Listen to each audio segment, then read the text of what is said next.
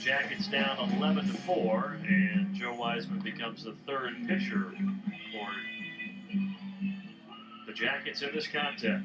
Joe Wiseman, unorthodox delivery, submarine sidearm guy. This is his 5th appearance on the year. His last appearance was against Virginia Tech this past weekend.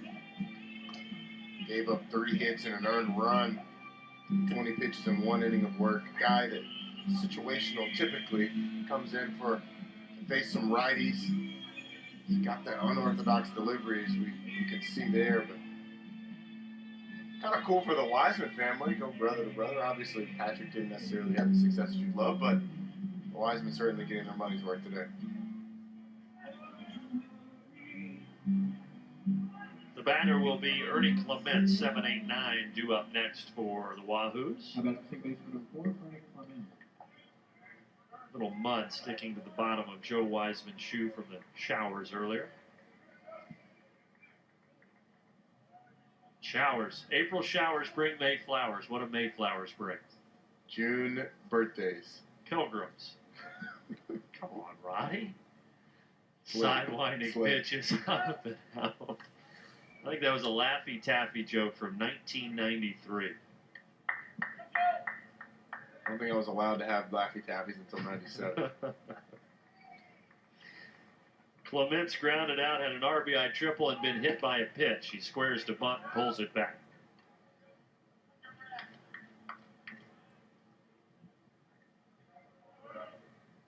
This man, Clement, obviously a great baseball player in high school in Rochester, New York. Also a very good hockey player, 4-year hockey star at Brighton High School. And again, he tries to bunt, and it's foul.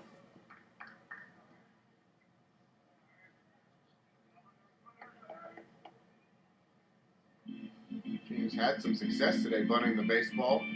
Not something you typically see up 7 runs in the 7th inning, but Clement trying to get an easy hit. Sneak down a bunt down the third base line.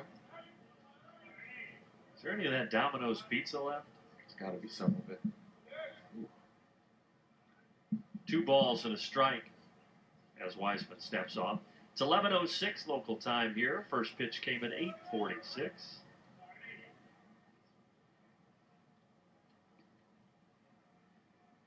Runner goes. Hit and run fouled off, 2-2.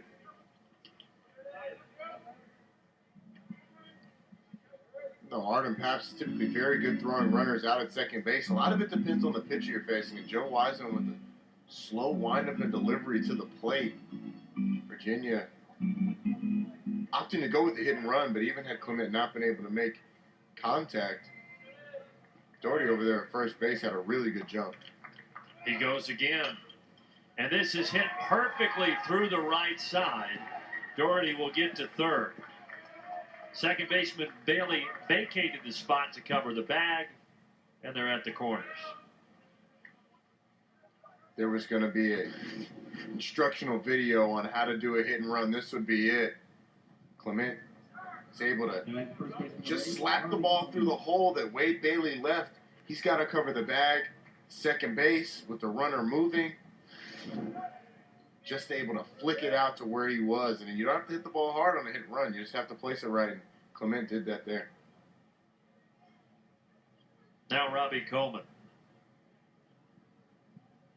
The junior who injured his knee back on February 21st, then missed 8 games.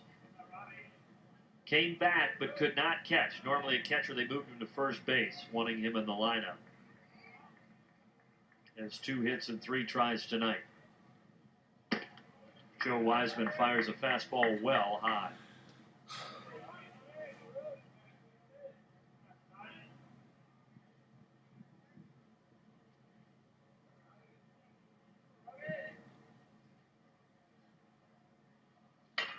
High chop. Justice. 6-3 unassisted twin killing. Runner does score. The RBI will not be credited because it was a double play, but it scores nonetheless, and now it's 12-4 Virginia. Even though Coleman doesn't get an RBI, all you want to do is put the run put the ball in play to score the run, he's able to do that. Connor Justice did a good job of turning it. You put yourself in the situations that Virginia has, even double plays can become productive.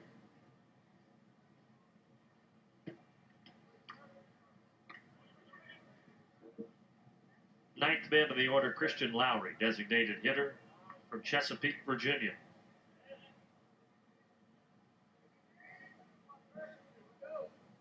Found a home in the DH spot, starting 10 of the last 11 there. Only 15 starts on the season. Virginia 20-12, on their way to 21-12. Georgia Tech 22-11. The RPI, though, Georgia Tech 13th. They played such a tough non-conference schedule. Virginia 46th in the RPI. That'll come into play later in the year when you're starting to talk about at-large bids to get into the tournament and these regionals and super regionals. Georgia Tech will certainly be in that discussion. You've obviously got to stay relevant in the ACC. Put together some wins, but Georgia Tech, with the RPI that they have, will certainly be in that discussion.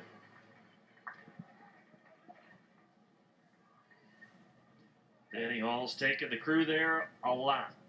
Last time they missed was 2007, the NCAA tournament. And trending to go again, but certainly not a guarantee. But as you say, Roddy, the RPI will help. 7 and 8 in the ACC right now are the Jackets. Jackets were kind of the bubble team last year going into the ACC tournament, but secured their spot by winning the whole thing. Going on to be ACC tournament champions. Earning their bid that way. Yeah, a lot of people forgot that. Virginia finishes runner-up in the entire country in the College World Series, but they did not win that ACC tournament.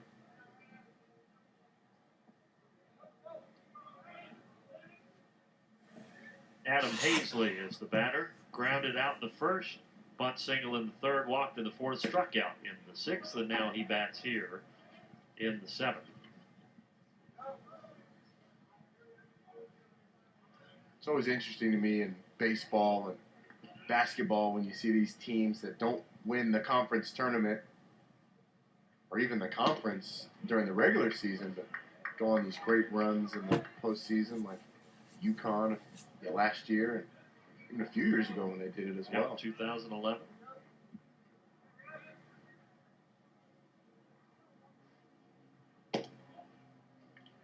And a 4-pitch walk. That will extend the inning. Now 8 batters have come to the plate for the Cavaliers here in this frame.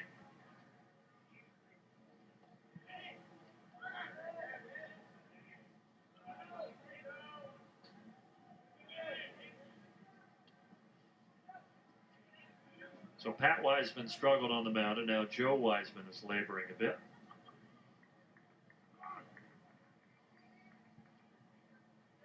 Jackets do have Corey Pope, a left-hander, up and warming.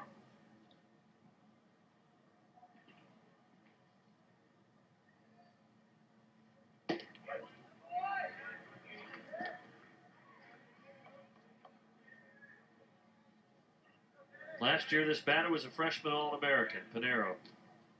Earlier, we noted how he has started every game at shortstop in his Cavalier career.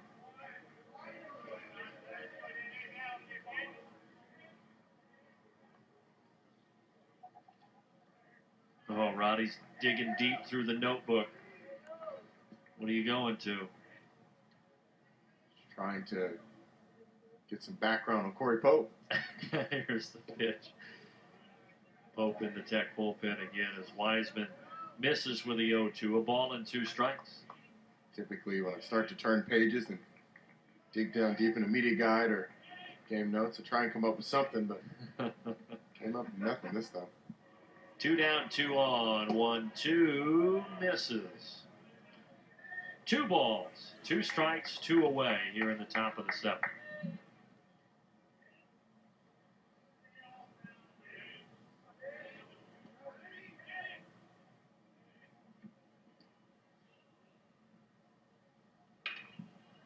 line shot just above the head of a group of 6 Virginia fans, and then the ball came careening down toward the bottom of the concourse. Virginia fans are keeping track of the strikeouts. Oh, yeah. Mom's got the book, and she almost got her head taken off by that foul ball. I mean, that came in hot. Glad everyone's okay.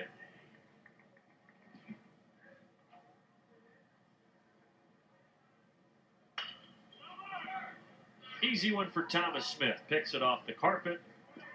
Trots to first base, side retired. Stretch time, finally in Atlanta. 12-4 now, Virginia, after they tack on 3 here in the top of inning number 7.